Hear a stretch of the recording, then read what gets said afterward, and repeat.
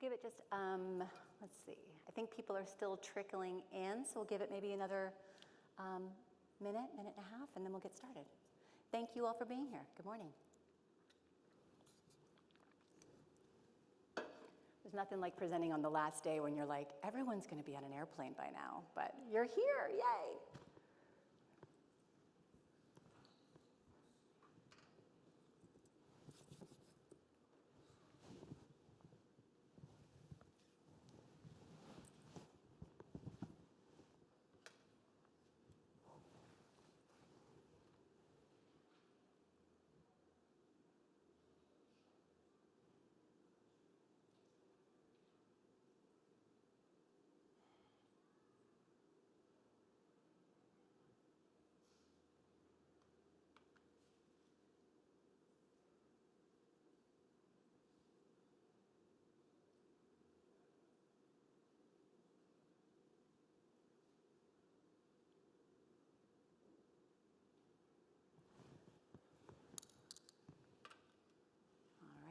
Let's see if anyone else comes in, then we'll just kick it off. A couple more seconds here.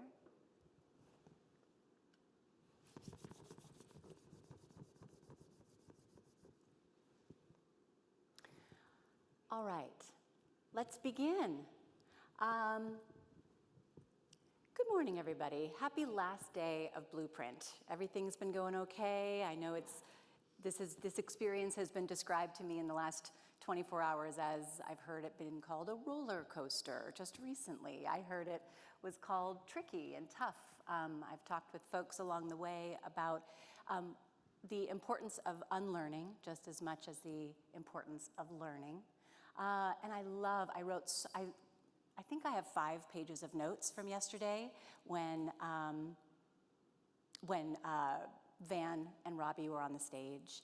And one of the things that came up that I wrote down in big letters that definitely ties into what we're going to talk about today is, I think it was Van who mentioned this idea of high performance collaboration. So we'll just kind of put a pin in that as something to remember from yesterday of the many things I'm sure is swimming around in your brain. And we'll come back around to that. So my name is Shannon Hughes. I'm so glad you're here. We're going to talk about unscripted leadership, and building trust, engagement, and unity through improv. And that will make a lot of sense to you in just a few minutes. So we'll get there, don't worry. Let's see. So yeah. I'm in from California. I got in a couple nights ago and I'm leaving today. So it was a very quick trip. Super glad to be here. My role with Enliven Studios, I'm a founder of Enliven Studios, and my job there, what I do is I help leaders ignite the power of their teams so that those people stay, build together, and thrive. Stay, retention, build together, collaboration, and thrive. Wellness, whole being. I talk about how do we communicate effectively, how do we influence behavior and outcomes so that both people in that exchange are left feeling whole, right? And that's really hard to do, especially given all the divide and situations that are happening within our organizations. I have a number of core values, and I work a lot with leaders like you, come into organization and uncover what it is that we stand for, why we're here, what our mission is, and what our core values are. And I have a number of core values, just like we all do. For example, one of them is family. Family is definitely a core value to me. Independence is a core value to me. Curiosity is a core value to me. And one of my core beliefs is that practicing an improvisational mindset can change the world. Practicing an improvisational mindset can change the world. And that's really what we're going to be talking about today. But before we get into our journey and kind of walk through what our agenda is going to look like, I invite you to, with your your non-dominant hand, mine is my left hand, I'm going to put a thumbs up like this. Invite you to do the same. And then take your other hand and point to your thumb. That's easy enough, right? Everybody's good? Now switch. Switch. Switch. Switch.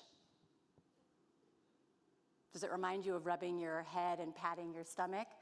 So what's happening here, the high-level neuroscience of this, is that we're literally crossing over the hemispheres of our brain from right to left. And that's really what I want us to sort of get into the vibe with this morning. I know it's still 8:32, so I get it. You're still ingesting your caffeine, having your food, and I'm not going to come at you with high energy so that you walk out of here feeling exhausted. What I am going to do, though, is invite us to remember that agility of thinking, open-mindedness, a beginner's mindset, and unscripted leadership is really why we're here, to try new things. Now, we are going to talk a little bit about improv. I'm going to let you know right out of the gate, this is not performative improv. I'm not going to walk up and say, okay, you come up on stage and we're going to give you a prompt and you got to make something up. No, that's not what we're doing here today. We're talking about the ideas, the concepts, and the tenets of improv and how those apply to leadership, communication, any number of things. Because in my belief, as I said, I believe an improv mindset can change the world. So it applies to activism, community building, Thanksgiving dinners, all of it. So that's kind of what we're going to talk about today. The next little thing I would invite you to do quickly is just give someone near you a high five. Even if you're at a table by yourself, maybe walk up and just give someone a high five. We're in this together. We're human. There we go. And also feel free, if you're comfortable with it. I want everyone to feel like they're in a brave space here, but come forward if you feel comfortable coming to a table that's in the front here, so I don't feel like I'm all by myself. Great. Thank you. Thank you. Okay, let's get started. All right, here's our journey today. Thanks, guys. This is our journey today. Arrive and settle. Kind of, we're doing that here. People are still kind of strolling in. And this is where we are. In improv, we talk about playing the scene we're in. This is the scene we're in. We're not in the scene that was 5 minutes ago fighting people for coffee. We're not in the scene that is the next workshop after this one. We're in this scene. So thank you for your participation and presence while we're in this scene together. We'll talk a little bit about why we're here as a group, and then I'll ask you a little bit more about why are you here, right? Because we are a group of people. We exist here as an ensemble, as a group, and we also came here with our own lived experience, our own upbringing, our own understanding of the world, and that needs to be handled with deep respect. So I want to acknowledge that and invite some thought around that as well. And then this is kind of our roadmap or our chapters, I suppose. Unscripted leadership. We'll talk a little bit about mindset, skill set, level set. I'm not going to lie. Yesterday when Van was talking about mindset and tool set, I'm like, oh, we're on the same page. I'm as smart as Van is because we have similar language techniques around how to build our decks. And then we'll have some closing thoughts at the end, and I'll get you out of here right on time. Sound good? Great. Great, great, great. Let's see. Okay, I'm sure we're all in the people business, right? We're all in the people and HR space. So I'm sure understanding and setting agreements is not new for you all. And I do it every time I gather with anyone, and so I just want to take a moment.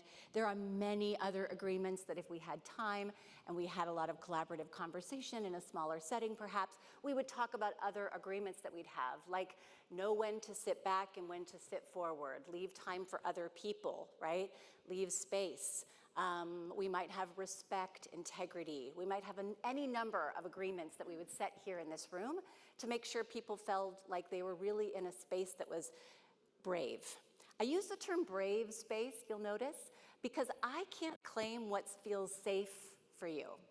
That is your lived experience. What I can do is try to create a space where you feel like you can step out just a little bit, exercise some curiosity and some courage. And so that's kind of what I like to talk about is brave space. And we'll touch on that in a minute too. So these are the agreements that I'll set for us today, just as a group. P-L-A-Y. I'm sure it's no surprise to you that if I'm up here talking about improv, I also believe in the value of play, right? Probably not a big shock. And play is its whole different talk about the value of play. There's a really notable improvisational theater guru who's actually passed away a couple years ago. His name is Keith Johnstone. And he says, adults are just atrophied children. Don't you love that?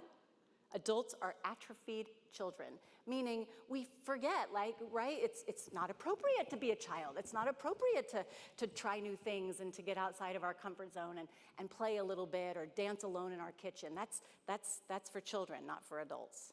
So I invite us to PLAY a little bit today. Participate, listen, activate curiosity, and say yes.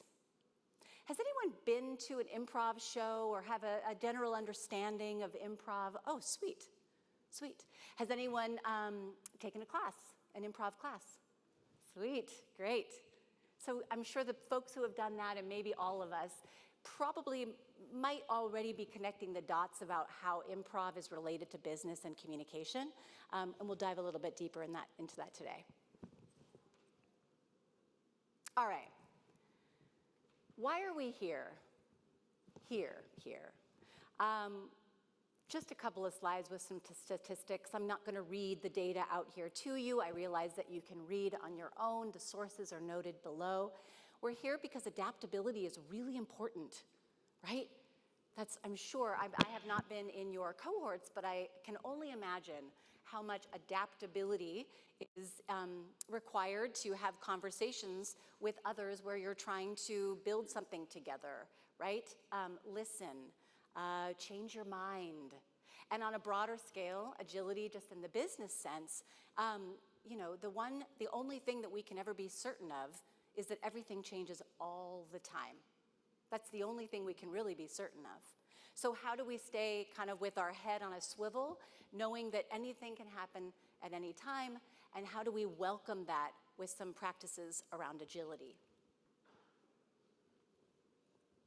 AI. I'm not here to talk about AI. I'm sure everyone talks about AI at least every day, right? It's growing, evolving, it's the thing.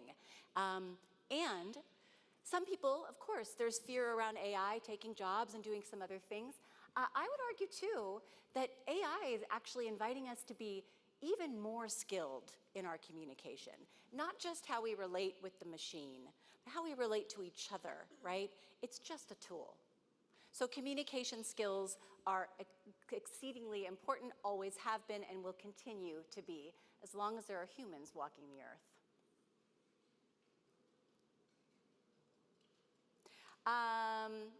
Employees who feel comfortable being themselves, perform better, can show up, do good work, be productive, hopefully be honest once they have trust and psychological safety in their workplaces. 86% of executives say that they highly trust their employees, but only 60% of employees feel trusted. And I would say there's probably something in there too that only a small percentage of employees trust leadership, right?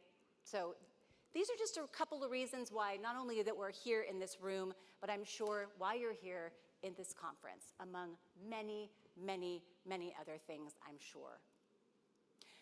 Why else are we here? Because in your day-to-day, you strive to build trust, spark engagement, and create unity, often in unscripted moments. Did anyone wake up this morning and there was a script next to their bed and they're like, oh, right, okay, so I'm gonna wake up, brush my teeth, and then I'm gonna see that guy and I'm gonna say this thing, and then I'm gonna take a couple breaths, and then I'm gonna, and then, no, we are professional improvisers and we don't know what's coming next. Sometimes we don't even know what words are coming out of our mouth, and we'll talk about some intentionality around that today too. So this is another reason I believe, and I hope this resonates with you too, that a reason why we're here. We're also here because all of that is leadership.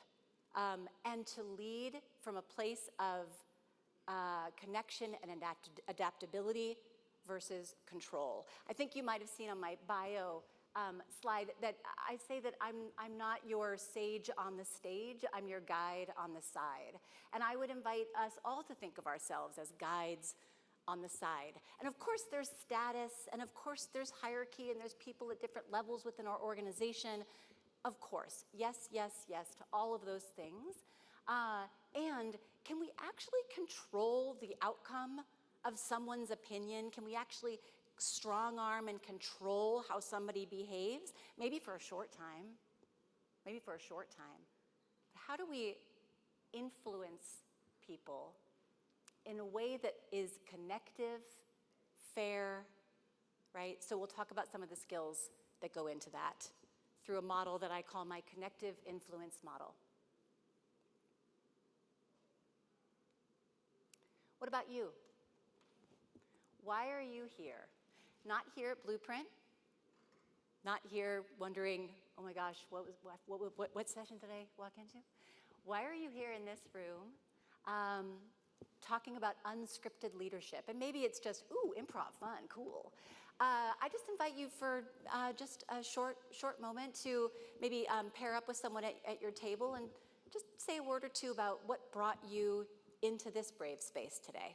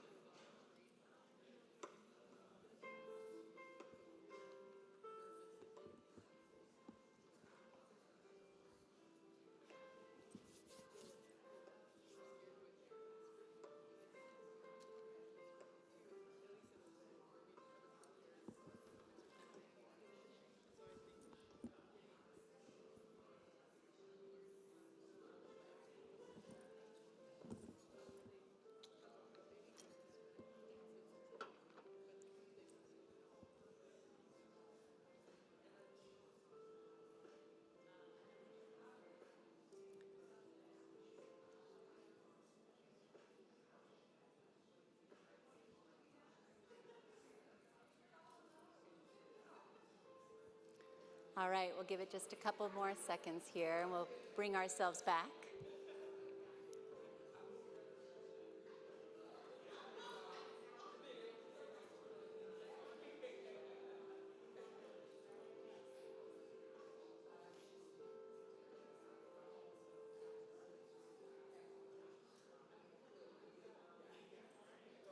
All right.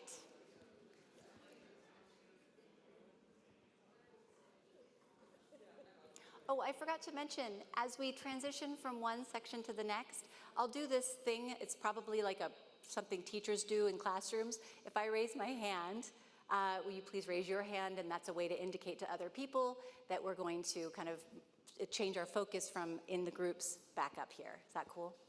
Great. I'd love to hear, let's go with, I'm gonna hear 3 shout outs. If you wanna shout out something that you heard or something that you said about why you're here. Yes? Because we think on our feet at all times. Because you think on your feet at all times.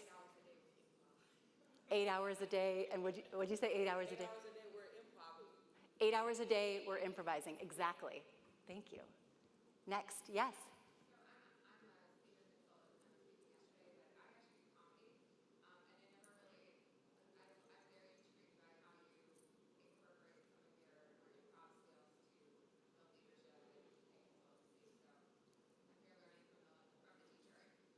Thank you. Did you say you have a theater background? Comedy. Oh, we should talk. That sounds fun. I'm too scared to get up and do comedy. So you're intrigued to kind of hear. Thank you. Great, thank you. Curiosity about the content today and how improv ties to leadership. We'll do one more if anybody feels inclined, wants to share what you said. Yes? I said that I don't want to be the kind of leader that misses the room, that misread people. And you can helicopter up, and we do that most of the time. Oh, that scared me. I said I don't want to be the type of leader that you're helicoptering up all the time and the way we speak and act around our employees and our staff. I want to be able to be unscripted and read the room and really make that connection with staff. Because sometimes it's really hard when the executives, they're like this all the time and nobody gets it. And everyone's just doing that zombie stare. And I don't know, something happened last week and I just said, you know, I don't want that to be me. So this is an opportunity for growth. Thank you. Thank you. Thank you all for sharing. And those are all, all of them are right on the nose. So thank you very much for that. All right. This came up yesterday when I think it was Van as well, who was talking about mindset, right? Whenever we think about behavior change or thinking about things differently, it only makes sense that we start with our mindset, right? So that we can root down in that and kind of see what's next as far as what's there to learn, and in some cases, unlearn. So I'm just gonna kind of go through some statements, and I want you to sort of see how these sit in your body, your heart, your mind. Who are you? You are the trusted advisor. You are the experienced guide. You've navigated change before, and you know trust and transparency are the only real constants. You're the bridge builder. You translate across perspectives, get people to think differently, connect dots. And I'm going to guess you're inundated. You juggle strategy, compliance, talent, culture, and everything in between. And sometimes that leads to overwhelm. You're tasked with designing shift and transformation. That is no small feat, especially in a world where, like I said earlier, the only constant is change. You know agility is key. It's how you build trust, engagement, unity, even when the landscape shifts all the time. So give me some finger snaps if any of these resonated with you. You saw yourself in one of these slides. Yeah. Thank you. It's funny, I put these together before today, and then I was talking with a couple of you before getting up here, and some of these naturally came to the forefront. So I feel like I'm among my people. I appreciate that. Great. Okay, let's move into skill set. We've talked about mindset. Let's talk about skill set.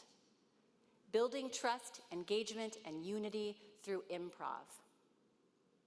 I have a couple of friends, peers of mine, Patrick and Jill, and they came up with this definition of improv, and I love it because it just speaks so beautifully to the business landscape and how we manage and influence people, how we run our day-to-day with the big, big jobs that we all have, that you all have.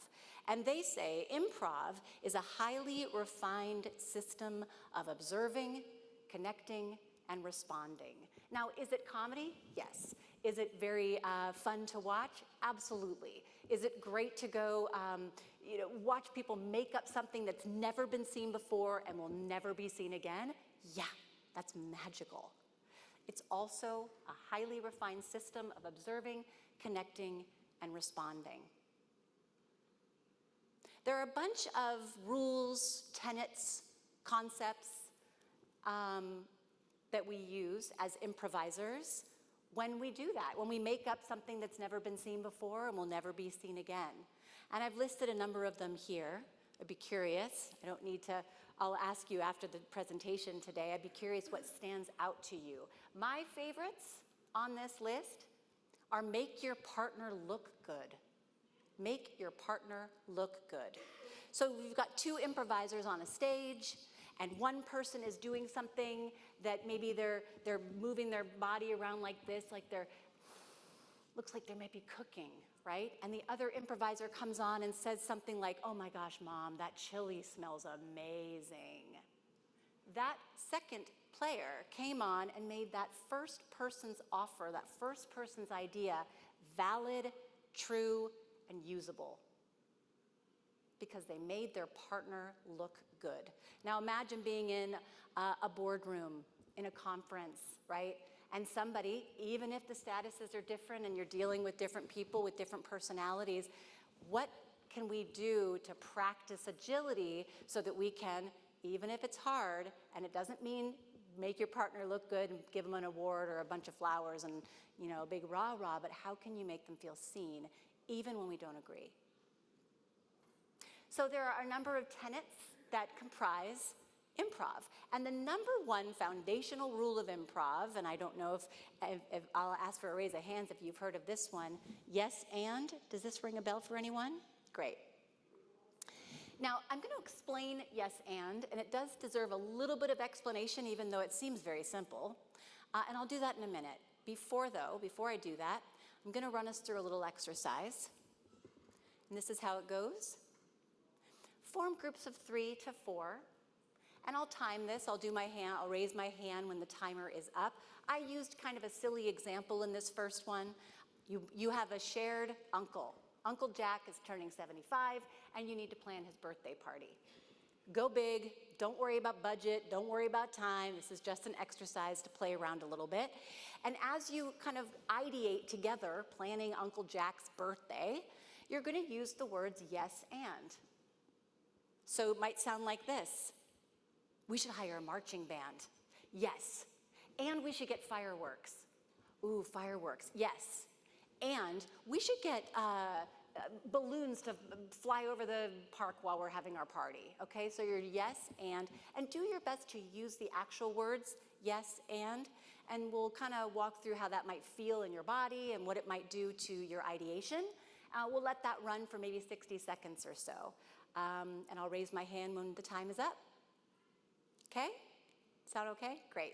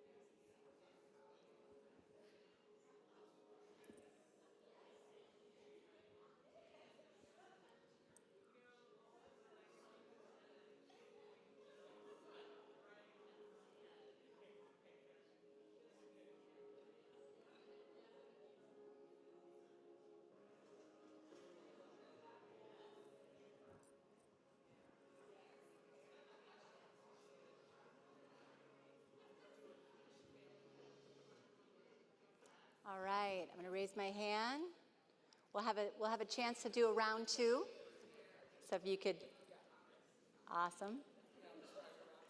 Round two. Okay, the next round is to stay in your groups, and you can do a couple things. You can stay with the Uncle Jack. That might be easy because we just kind of cut you off probably mid-sentence there. You can choose a different topic. Let's stick with Uncle Jack because we're kind of make sure that we're staying focused here and on time. Here's the invitation for this round. Do the same thing. You're planning the party, you're working together, you're collaborating. The language this time is yeah, but. Yeah, but. Okay? And try to stick to that language, yeah, but. There's many ways to say yeah, but let's see how the language feels when we're saying it out loud. And I'll call us back in about 60 seconds.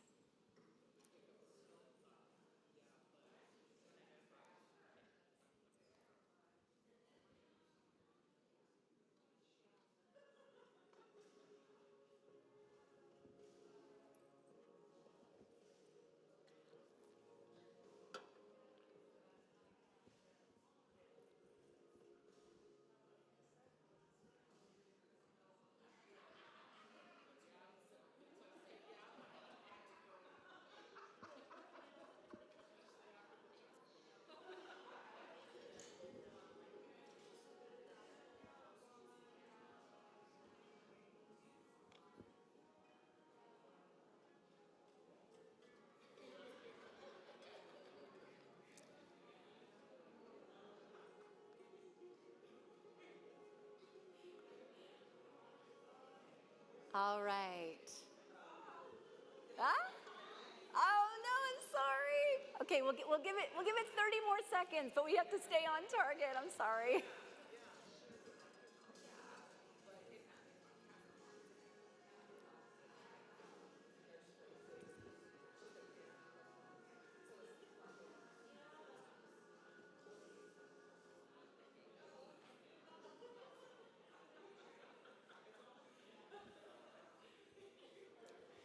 Okie doke. Beautiful. All right. Now I want to take a moment to describe what yes and means and see if this resonates and holds true to maybe the discoveries and the experiences that you just had. Yes and in improv, the word yes doesn't necessarily mean agree, right?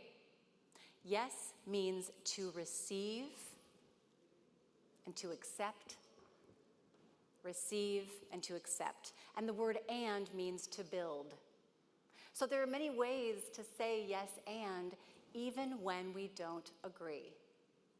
Did that happen in your groups at all where there was a little disagreement but you yes anded your way through it? Yes, I'm seeing some head nods.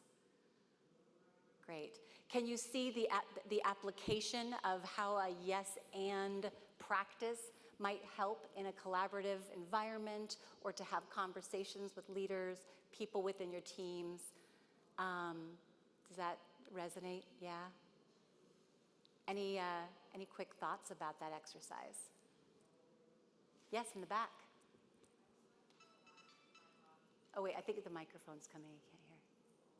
I feel a lot in my body, and that kind of lets me know what, feels good to me and what doesn't. And the yes and just sits like peacefully inside through communication, but the yes but instantly kind of feels like a little triggering to my inside. So I felt like a body experience through those words.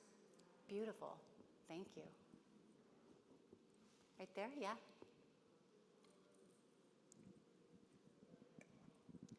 And you may expand on this, so apologies if I'm jumping ahead in any way. When you say the word yes, and I went to a speaker presentation once with an amazing magic, like it was a magician, he focused on, Tim David, he focused on magic of words, and the word and versus but, and the negating of what comes before but. And here, when we would say yes, but that felt contradictory to me, whereas I wanted to say something like, I hear you, but, so at least there's validation of hearing, because to me, like you said, yes is an agreement in my brain still. It's hard to think of it in other ways, and I wonder if other people would interpret it the same if you were talking to them. Beautiful, beautiful. I love that insight. And if we had more time, we'd play more with it, because there are so many ways to say, I see you, I hear you, and then continue on to disagree, to propose a new idea, in a way that still leaves people feeling like they are whole people and that they've been received respectfully. So yeah, thank you.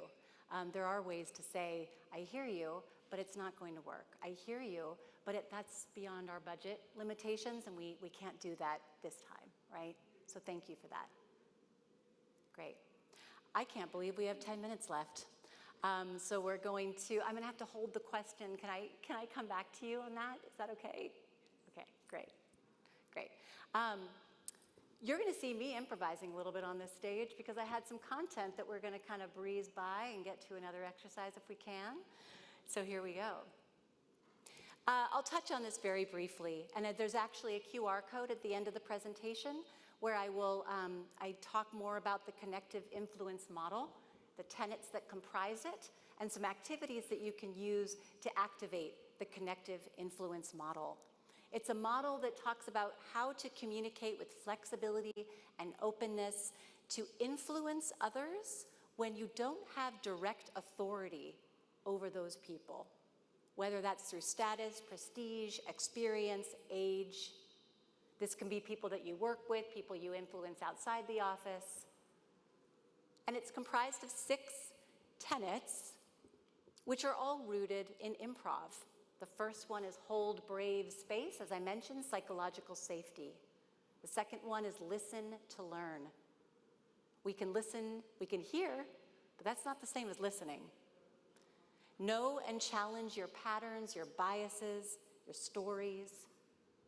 Serve the scene you're in. Encourage share of voice, equity, and practice bold humility. How can you show up bold, experienced, I deserve to be here, I have a voice, I have an opinion, I have a stance, and also stay humble, right? Strong back, soft heart. We're going to do an exercise here that plays around with listening. And from what I gathered before we got up on this little stage here, listening sounds like it might be something that's helpful. I know we've all been spending times in cohorts, and on the day-to-day basis, listening is such a critical skill, certainly in improv and otherwise.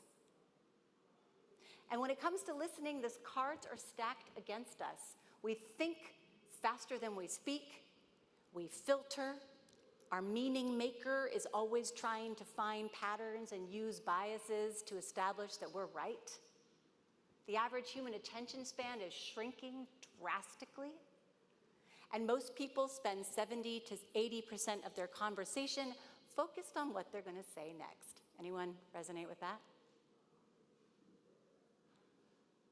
We listen through our body, our environment, other people. We listen through emotions, stories. We listen through the cognition, our understanding of the world, what we've learned. So when it comes to listening, back to improv, we saw all those rules and the tenets that are on that screen before. The three that I chose, and there are many that relate to listening specifically, notice all the offers, stay fiercely curious, and be willing to change. Offers. In improv, we talk about offers. That's the word we use. I mentioned this before, the stirring of the pot and the wafting of the smell. If someone else is off stage, wondering how they're going to enter the scene and what's going to be the right time and what's the story going to be, they might look on and notice this as an offer, right? Now they can come on and say, Mom, I love your chili. They can come on and say, ooh, a witch's brew, it's almost Halloween. They can say any number of things, but that person made an offer. And I would invite us to think about offers. They're everywhere.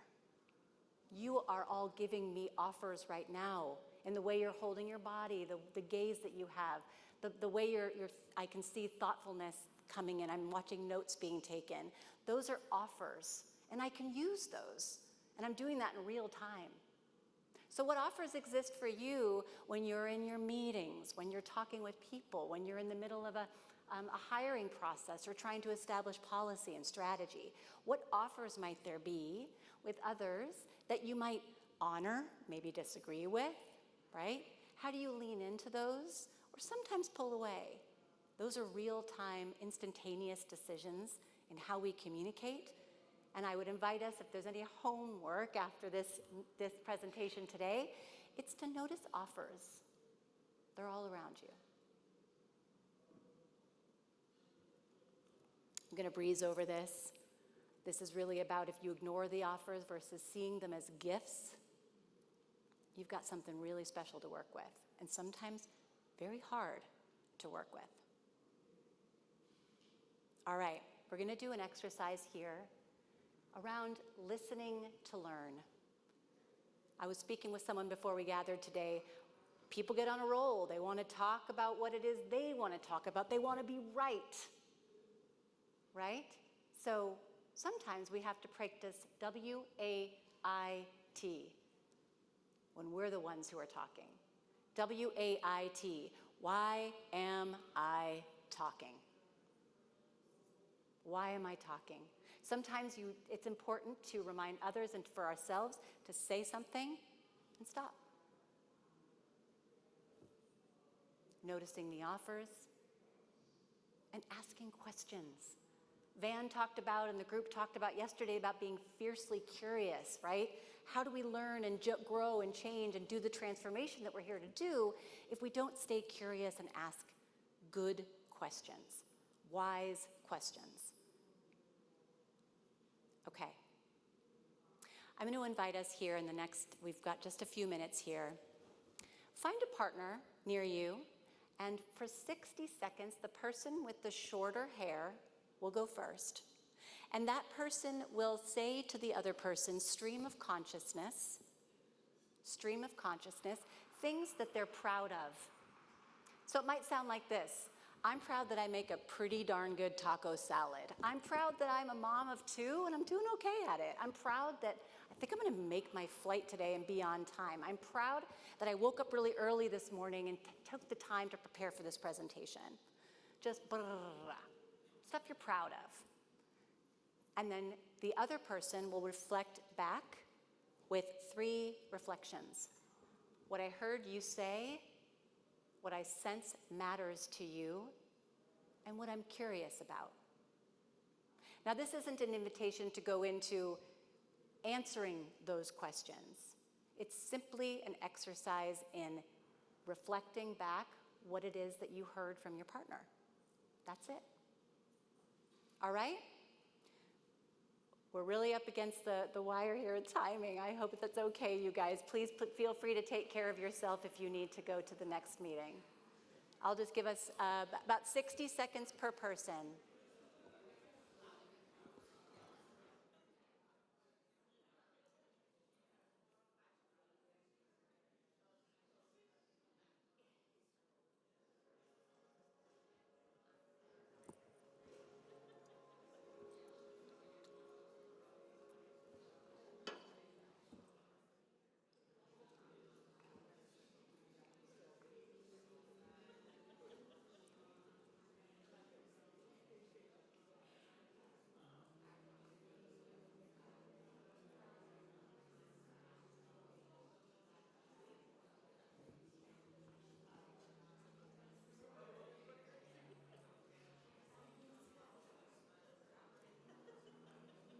All right, now the listener, reflect back to what you just heard from your partner with these 3 questions, or these 3 statements, rather.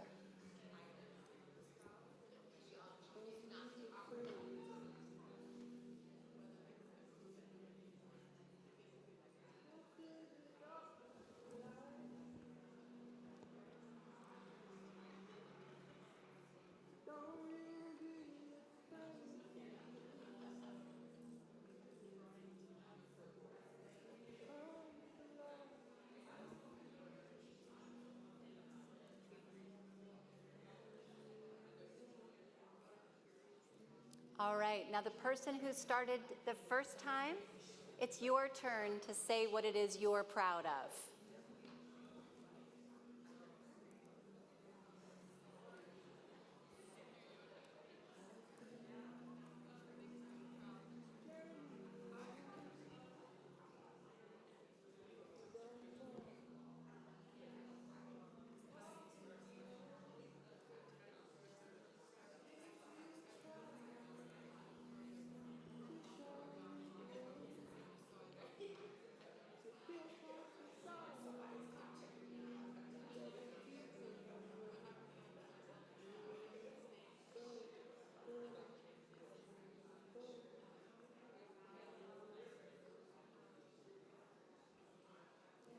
And we'll wrap it up in about 20 seconds here.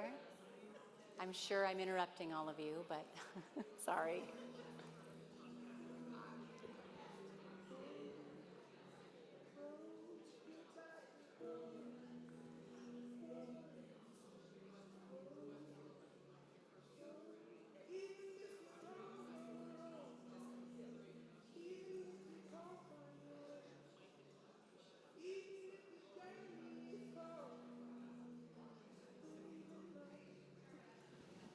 All right, guys, I got my arm up here.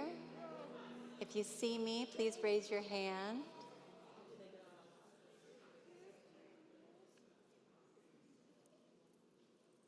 Great. Listening to learn. One of many tools of improv. I want to be cognizant of time, and we are at the end. I'm going to kind of wrap up with some statements and a quick thought at the end here. This timer, man, really gets your heart going. 21, 20, 19, 18. I do want to hear, I would love to hear though, and maybe I'll just come, and if anyone wants to hang out and share, I would love to hear how that went for you around listening and what it feels like to really have been heard. I didn't trademark any of this. I didn't invent improv. All of these exercises, all of these ways of being are at your disposal. I encourage you to think through or maybe brainstorm in your cohorts. How can you bring some of this language to your teams? How do you invite yes and so it becomes a norm? How might you even take this exact exercise and run it with your team so that people have an understanding of how it feels to really be seen and heard, even when the stakes are high? All right, we're closing with level set. We've talked about mindset, skill set, level set, just a couple of statements, and then we will be finished for our meeting today. How do we do this? How do we continue to evolve and grow and transform and learn and communicate effectively, lead with an unscripted improvisational mindset? We go first. You go first. People are watching you. You're the supermodel. We talked yesterday ad nauseum about modeling the behavior that we want to see, modeling the change we want to see. That's up to us being the supermodels. Don't forget your ripple effect. Every little tiny change influences and impacts people, projects, outcomes, deliverables, transformation. Today was just the tip of the iceberg, and I know that to be true especially because I'm now 2 minutes over. Thank you for bearing with me. I'm finished here. Today is just the tip of the iceberg. This is a whole body of work. This is called applied improv, taking improvisational theater off and out of the theater and off the stage and into business. There's a program that I run around connective influence. I speak a lot about improvisational mindset and bring it into companies like yours. This scan is, it'll just ask you to submit your email if you would. That would be lovely. And on the other side of it, there's a free download that gives you more information about connective influence. We only touched on it very briefly today. And it also gives you access to something I call the Team Manifesto. It's a Mad Libs style gamified way of getting your teams to talk about what you stand for, what you value, and what you stand for. And it can be really playful and fun, and then on the other side you go, oh, whoa, play can take us places. I appreciate you for being here. I really do. Thank you for your questions, your engagement. I will stick around, and I'd love to hear from some of you. If you do need to leave, please take care of what you need to do, and I appreciate you. Thanks so much.